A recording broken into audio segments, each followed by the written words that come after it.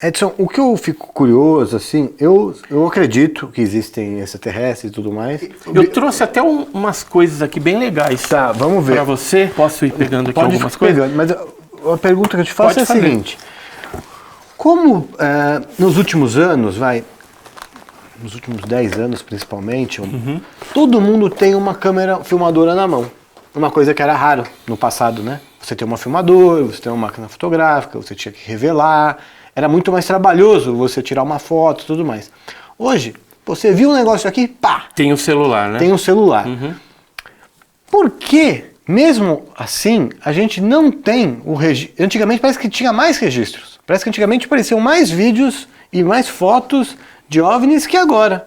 E tem fotos sensacionais no passado também. Recentemente também tem coisas muito interessantes.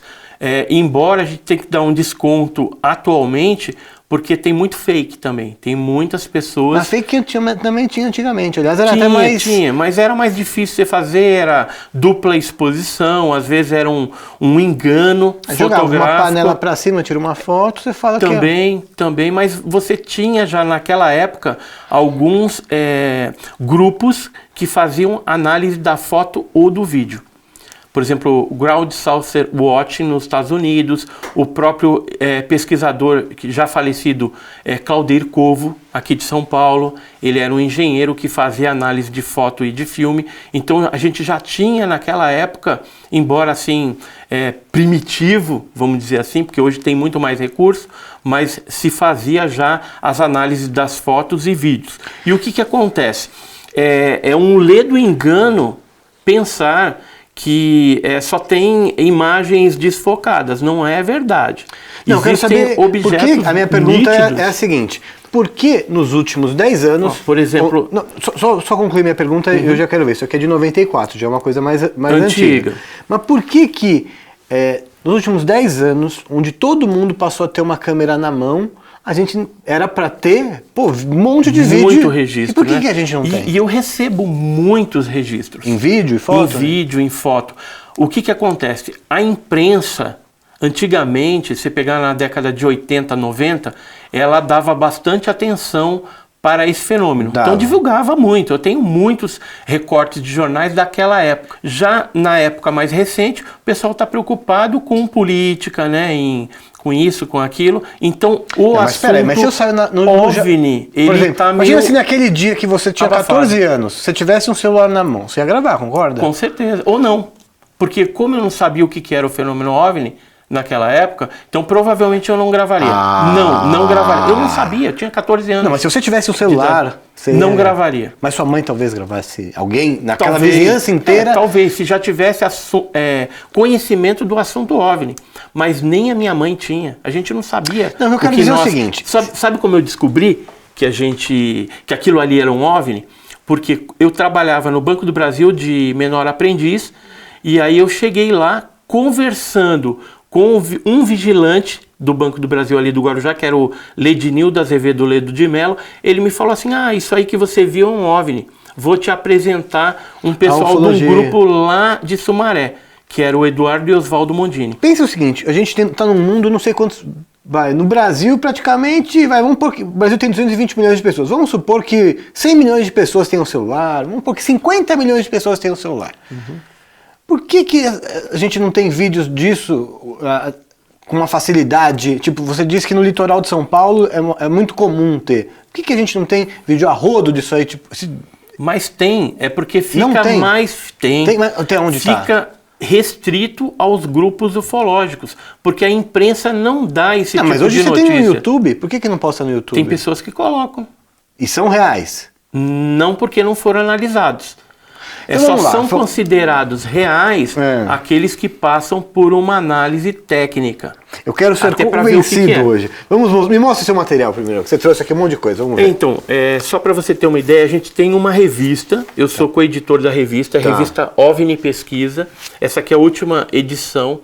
Então, o corpo consultor dessa revista são cientistas, né? São astrônomos, professores e tem ufólogos também. Tá na banca ou só pela internet que compra? Tava na banca, mas a gente ainda está negociando para poder disponibilizar ovnipesquisa.com.br. Isso, através desse site a gente consegue ter acesso. Tá. O que a gente traz aqui? Um conteúdo com metodologia científica. Então, por exemplo, você vai encontrar matérias aqui que falam, por exemplo, de metamateriais. O que são os metamateriais? São fragmentos vindos do espaço.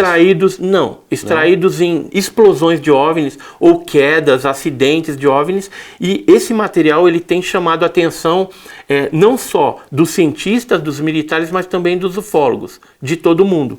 Tanto é que a gente tem no nosso grupo lá fragmentos da explosão do OVNI de Ubatuba de 57, que inclusive a gente levou para a USP. Qual é a maior evidência que você tem para as pessoas que não acreditam acreditarem? Eu acho que essa é aí que eu quero chegar. Olha como é óbvio que isso é um OVNI. O que você diria? Os metamateriais, a documentação produzida pelos militares, ou seja, aeronáutica, exército, marinha, polícia militar, antigo extinto, né, SNI, ABIN, e também radarização, porque quando ocorre a radarização, ou seja, a detecção de um objeto voador não identificado em radar, significa que ele é concreto. Então ele não vai ser uma alucinação coletiva, ele não vai ser um reflexo na asa do avião, de repente o piloto está vendo lá, ele não vai perseguir, na verdade, um reflexo. Né? Então a gente tem alguns dados concretos da existência desse fenômeno, as marcas mesmo no solo que causam alterações. Quando você faz uma análise de um solo ou de uma vegetação que foi afetada por OVNI, você vai encontrar lá alterações no pH, radiação, outros tipos de coisas que normalmente você não encontraria. Mas poderiam existir outras hipóteses dessas coisas. Mas vamos ver, isso aqui é uma matéria com a pergunta que eu estou te fazendo. Você tem aqui nessa revista aqui, que é a edição número 9, tem uma matéria que está falando... Fábio Gomes deve ser o seu colega. Isso. Está falando justamente o que eu estou te perguntando. Por que há menos casos de OVNIs para investigar? Há percepção entre vários ufólogos de que menos casos estão sendo investigados se comparados com as últimas 3 ou 4 décadas. É o que eu estou te falando, sem ter lido a revista. Estaríamos sendo menos visitados ou casos não estão chegando até nós? Então, aí olha lá, hipótese 1, experimento com data de validade. O que isso quer dizer? Esta hipótese parte da suposição de que os nossos visitantes foram atraídos ao nosso planeta, fizeram experimentos, seja observando instalações humanas, contatando ou abduzindo humanos, pesquisando animais vegetais ou quaisquer outras atividades que tivessem feito. De qualquer forma, seriam experimentos com prazo de validade, ou seja, eles não estão visitando mais. Tipo, o homem foi na Lua em 69 e não voltou mais. Isso. Tipo, fizeram o que tinham que fazer, que nem a Operação Prato, por exemplo. Não, que nem o homem foi na Lua e não voltou mais. Sim, eu estou falando mais da ufologia. Quando teve aquela Operação Prato no norte do país, várias pessoas foram atacadas. O que é Operação Prato? Foi uma operação conduzida pelo 1º Comando Aéreo do Pará, coordenada pelo capitão William G. Holanda, da Aeronáutica, junto com o sargento Flávio. O que aconteceu lá?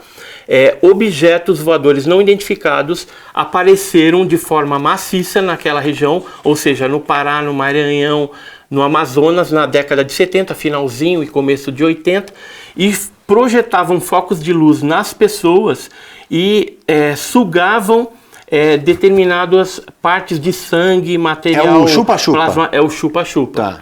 Seria o fenômeno chupa-chupa. Tá. Então o que aconteceu? Esse fenômeno ocorreu lá, nessa época, e depois desapareceu. Então pode ser, essa primeira hipótese aqui, que ele vem, faz uma determinada missão específica e depois tira o time de campo. Para voltar no momento seguinte.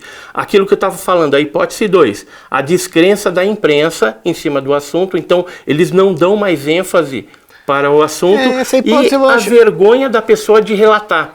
Às vezes porque hoje a gente tem tanta gente falando de tudo, a gente tem espaço para tanta coisa. Mas ainda existe... A imprensa não manda mais, a gente tem YouTube, a gente tem site, tem tudo, tem espaço para todo mundo hoje. Mas ainda existe o estigma colocado na década de 70, e de 80, De que é xarope? de que a pessoa que relatava isso era louca.